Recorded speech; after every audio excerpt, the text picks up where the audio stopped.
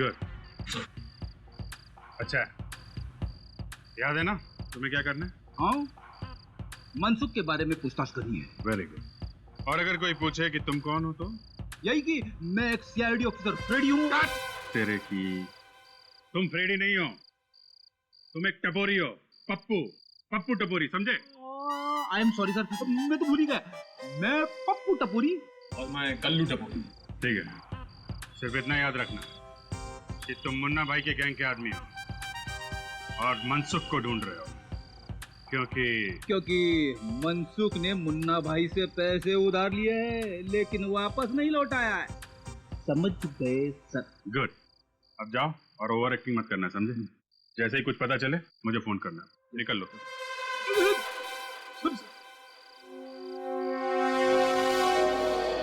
आई सुन, इस अंदर को पहचानता है?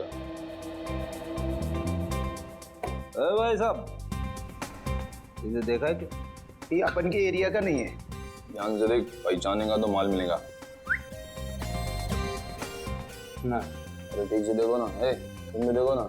अरे बाबा, बोला ना, आपने पी रखी है क्या? इस आदमी का तो बड़ा पहचान दो क्या? हाँ हाँ, आपको बोल रहा हूँ। अरे पी तुमने रखी है? नहीं पहचानता, जाओ यहाँ से। और वो उधर चेक कर लिया लेकिन कुछ पता नहीं चला। मुझे भी कुछ नहीं मिला है, ना मनसुख फंसुख कुछ नहीं है।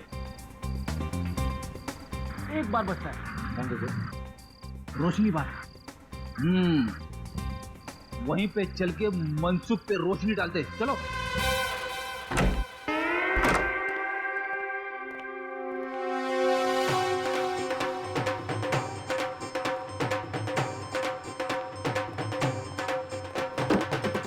अरे फटाफट बोल, क्या चाहिए? मौसमी, नारंगी, अंगूरी? ये आदमी चाहिए। हम यहाँ शराब बेचते हैं, इंसान नहीं। अब आया है तो पतली गली से निकल लो, नहीं तो लेने के देने पड़ जाएंगे। हाँ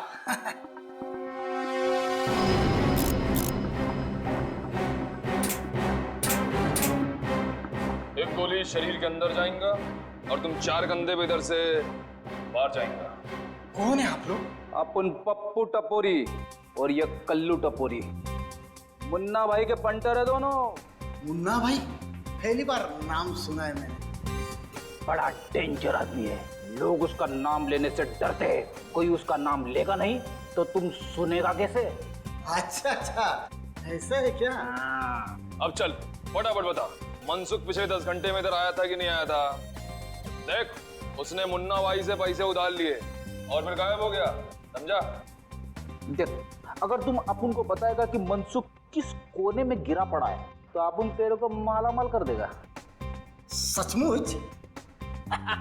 तुम अपन को इनाम देगा तो अपन तुम्हारा काम क्यों नहीं करेगा? फटाफट बता, मनसुख किधर है? कल रात को मनसुख इधर आया था। हाँ, फुल 2,000 रुपया और रहने के लिए एक कमरा मांगा। अपन ने सिर्फ 500 रुपए में उसको पीछे वाला खोली दिया, सोने के वास्ते। हाँ, अब चल फटाफट दिखा उसका खोली किधर है। अपना धंधे का टाइम है ना, अपन अभी नहीं आ सकता है। हाँ अभी नहीं तो कभी नहीं। वाह, वो नहीं तो हो गया। आइए दिखाता हूं मैं आपको। नारंगी, मौसम्बी, कुछ भी पिला दे। सोडा नहीं तो पानी पिला दे। ना ना ना, ना सोडा ना पानी, अब तुमको तो सिर्फ दारू पिला दे। आज तो अपन फटे तक दारू पिएगा।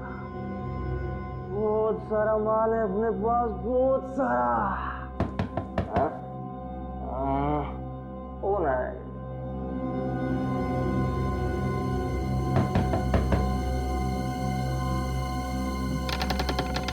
अरे जेठ, तुम जियो हजारों साल।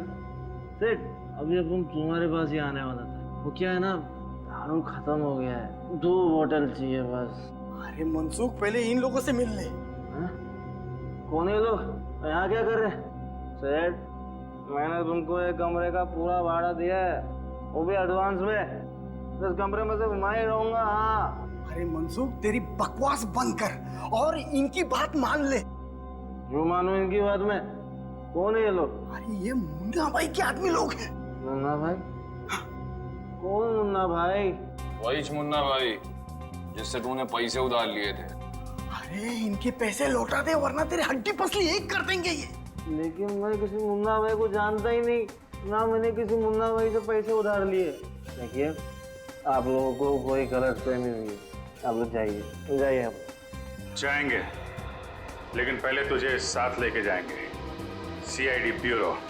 सीआईडी? आप लोग सीआईडी से? हे भगवान, कहाँ फंस गया मैं। लोगों को दारू पिला के उनके घर बर्बाद करते हो, तुम्हारा तो भविष्य हम बर्बाद करेंगे। सीआईडी वाले को क्या हुआ? मैंने कोई गुनाह नहीं किया है, कोई गलत काम नहीं किया है मैंने। सब याद आ जाएगा, पहले तुम्हारा नशा उतारना पड़ेगा। सुरेखा को किडनैप किया, उसके पति का खून किया तूने? नहीं सर, तो प्रमोद के खून से मेरा कोई लेना देना नहीं है सर। मैं कसम खाकर कह रहा हूँ, मुझे इस बारे में कुछ नहीं पता सर। अच्छा, तो जब सुरेखा हॉस्पिटल से बाहर गई तब तुमने उसका पीछा क्यों किया? सर सुरेखा को नींद में चलने की बीमारी थी, उन्हें पता था कि वो रात को नींद में चलकर हॉस्पिटल से बाहर आएगी, इसलिए उन्होंने मुझे पीछा करने को कहा सर। किसने? कौन था वो आदमी? सर करीब 25-27 साल का आदमी था, उसका कद छोटा था सर। नाम? मुझे उसका नाम नहीं पता सर। सर उसने मुझसे कहा कि वो सुरेखा का दोस्त है और वो सुरेखा की सुरक्षा की चिंता करता है सर। तो तुमने ये काम उसकी मदद के लिए किया है? तो ये दारू के पैसे कहाँ से आए? कर्जदारों के पैसे कहाँ से चुकाने वाले थे तुम? मैं मानता हूँ कि मैंने ये काम पैसों के लिए किया, पर सर मैंने किसी का खून नहीं किया है सर। सर सुरेखा को बंगले में छोड़ने के बाद मुझे सुनने में आया कि सुरेखा के पति प्रमोद का खून हो गया है। तो सर सीआईडी वालों को सुरेखा पर शक है। मैं डर गया था सर, मुझे लगा कि जब तक ये मामला ठंडा नहीं हो जाता मैं पैसे लेकर कुछ दिनों के लिए गायब हो जाता हूँ। तो बस सर मैंने कुछ नहीं किया है सर। सर आपको लगता है आदमी सच बोल रहा है? 25-27 साल का छोटे कद का आदमी जो अपने आप को सुरेखा जी का दोस्त कहता है, कौन हो सकता है? उसने इस काम के लिए तुम्हें ही क्यों चुना? क्योंकि सर मैं साइकोलॉजिस्ट डॉक्टर जितिन की क्लिनिक में कई सालों से काम कर रहा हूँ। मुझे मालूम था कि सुरेखा उनकी पेशेंट है, मैं उनकी बीमारी से अच्छी तरह से वाकिफ था और सर वो मुझे पहचानती थी, इसलिए मुझे पता था कि जब वो जागेगी वो मुझे देखकर चौंकेगी नहीं। क्या मतलब है तुम्हारा? दरअसल सर ऐसे मरीज नींद में कहीं भी चले जाते और जागने के बाद अगर वो अपने आप को किसी अनजान जगह या अनजान लोगों के बीच पाते तो बौखला जाते सर वो। और सुरेखा मुझे जानती थी, इसलिए मुझे पता था कि ऐसी कोई तकलीफ नहीं होगी सर। इस वक्त सुरेखा कहाँ है? सर मुझे नहीं पता, मुझे कुछ नहीं पता सर। सर उस आदमी ने मुझे कहा कि सुरेखा जी जब जाग जाए तो उसे समझा बुझाकर एक बंगले में छोड़कर आना। सर उसके बाद क्या हुआ मुझे कुछ नहीं पता सर, मैं सच कह रहा हूँ। सर कहीं सुरेखा अभी भी उस बंगले में तो नहीं है? कहाँ है वो बंगलो जहाँ तुमने सुरेखा को छोड़ा था?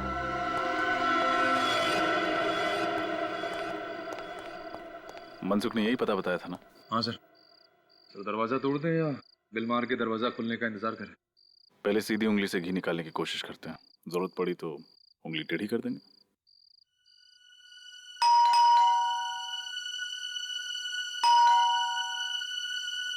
दरवाजा तो खुल नहीं रहा, उंगली टेढ़ी करे। लेकिन दरवाजा तोड़ेंगे नहीं, कोई और रास्ता ढूंढते हैं अंदर घुसने का।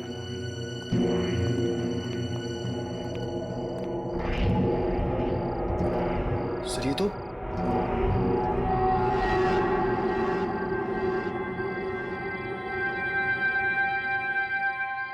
ये तो सुरेखा है। इसने तो हेडफोन लगा रखा। हाँ, ये कर क्या रही?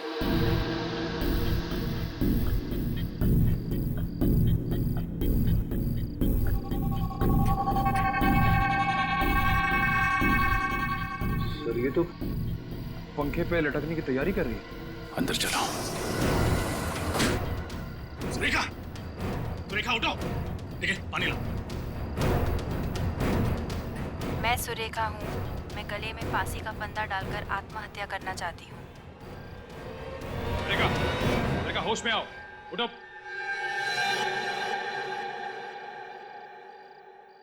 ये मैं क्या कर रही थी? आप फांसी लगाने जा रही थी। फांसी? जी हाँ, इस हेडफोन्स के जरिए आपको सम्मोहित किया जा रहा। सम्मोहित? मैं सुरेखा हूँ, मैं गले में फांसी का फंदा डालकर आत्महत्या करना चाहती हूँ। मगर सर, ये आवाज तो सुरेखा की नहीं है, किसी और लड़की की है। हो सकता है ये जो कोई भी लड़की है, वे नहीं चाहती कि सुरेखा जिंदा रहे और उसी ने इनके पति प्रमोद का खून किया। हो सकता है। ये सब क्या हो रहा है मेरे साथ? मुझे कुछ समझ में नहीं आ रहा। आप घबराइए मत, हम इस सब की तह तक पहुंचे। मगर सर, हमें पता कैसे चलेगा कि इस सब के पीछे कौन है? इसी जगह पर खूनी का इंतजार करके, क्योंकि जिस लड़की की भी आवाज इस हेडफोन से आ रही वो यहाँ वापस जरूर आएगी।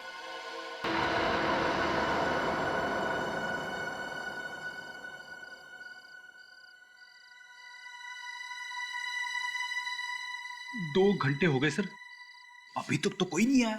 सब्र करो फ्रेडी, सब्र का फल मीठा होता है। सब मेरे साथ ही क्यों होता है? संभालिए अपने आप को सर।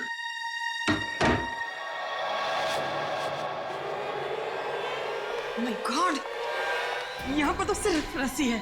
सुरेखा कहाँ गई? सुरेखा पहुंच गई। सुरेखा यही है, जिंदा है। तुम लोगों का पर्दाफाश हो चुका है। कौन है आप लोग? हम लोग सीआईडी से। सीआईडी? कहाँ भाग रहे हो? कमर में दर्द हो जाएगा। कौन है आप लोग? बोलिए, और मुझे मारना क्यों चाहते थे? क्या आप इन्हें नहीं जानती? जी नहीं, मैं इनसे पहली बार मिल रही हूँ। अरे तो फिर ये लोग आपको क्यों मारना चाहते? इस बात का जवाब तो यही दोनों देंगे। क्यों मारना चाहते हो तुम सुरेखा को? हमने ये सब उसके कहने पे किया था। किसके कहने? जिसका ये प्लान था। किसका प्लान था? कुछ समझ नहीं आ रहा है माँ, हो क्या रहा है? मेरी भी कुछ समझ में नहीं आ रहा है, ये सब क्या हो रहा है? माँ, सुरेखा दीदी और प्रमोद जीजू का आपसी रिश्ता कैसा था? मतलब उनके बीच में कोई तनाव या झगड़ा हो रहा हो, या फिर जीजू का किसी और लड़की के साथ अफेयर हो और ये बात दीदी को पता चल गई हो, दीदी ने गुस्से में आकर उन्होंने जीजू का खून कर दिया हो।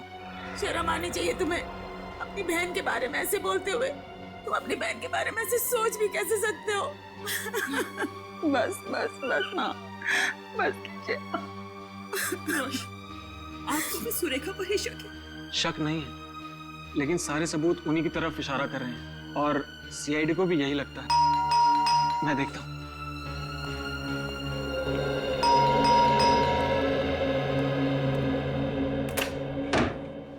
जी गई। मैं सीआईडी से। आप कौन? मैं सुरेखा का भाई रोशन। कहाँ है मेरी बच्ची? कुछ खबर मिली उसकी? पता चला, लेकिन क्या?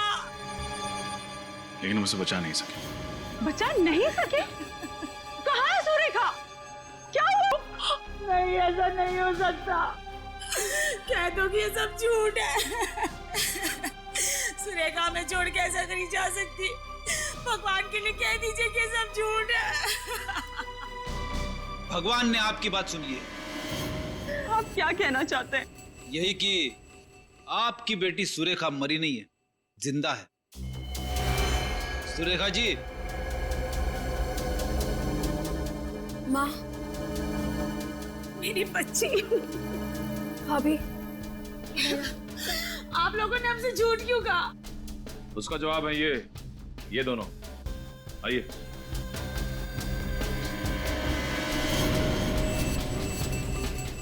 भैया, दीदी। स्वाति जी, भागने की कोशिश बेकार है, सो प्लीज अब बताओ, क्या दुश्मनी थी तुम्हारी प्रमोद के साथ जो तुमने उसका खून किया?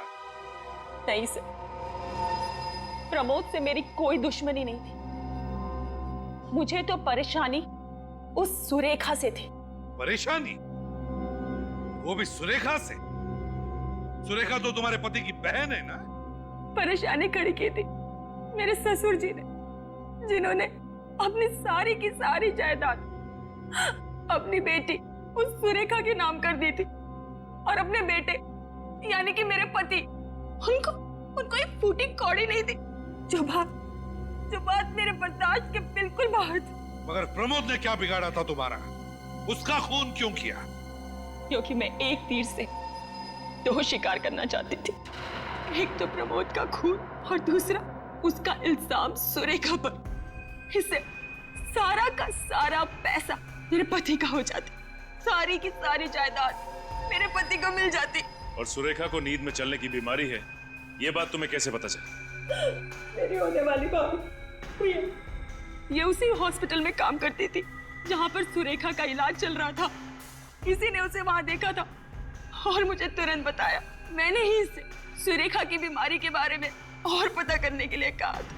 वाह रे वाह प्रिया, वाह, अच्छा साथ दिया तुमने। और जैसे ही तुम्हें सुरेखा की बीमारी के बारे में पता चल गया, तुम्हारे दिमाग में वो घिनौना प्लान आ गया है ना? हाँ, मैंने इंतजार किया उस रात का जब सुरेखा नींद में चलते चलते सामने के पब्लिक पार्क में जाकर नंगे पांव नाचने लगे। फिर मैंने प्रिया और राजेंद्र की मदद लेकर प्रमोद का खून करवा दिया। प्रमोद पर गोली किसने चलाई? गोली राजेंद्र ने चलाई थी। तो फिर सुरेखा के उंगलियों के निशान पिस्तौल पे कैसे आए? मैं अच्छे से जानती थी कि सुरेखा जब नींद की अवस्था में चलते चलते बाहर जाएगी तो वो कपड़े जरूर बदलेगी, इसलिए मैंने उसके कपड़ों के ऊपर पिस्तौल रख दी थी और उसने वही किया जो मैं चाहती थी। उसने कपड़ों के ऊपर से पिस्तौल उठाई और उसकी उंगलियों के निशान उस पर आ गए। सब कुछ प्लान के मुताबिक चल रहा था, यहाँ तक कि सुरेखा के आत्महत्या का प्लान भी। पर पता नहीं आप लोग कहाँ से आ गए और सारा प्लान चौपट हो गया। चौपट तो तुम तीनों की जिंदगी हो गई जिस दिन हम तुम्हारे प्लान के बारे में सब कुछ समझ गए। बस तुम्हारे मुंह से सुनना चाहते थे। अब शायद तुम तीनों को फांसी ही होगी। तब तक जेल की सलाखों के पीछे सड़ते बैठना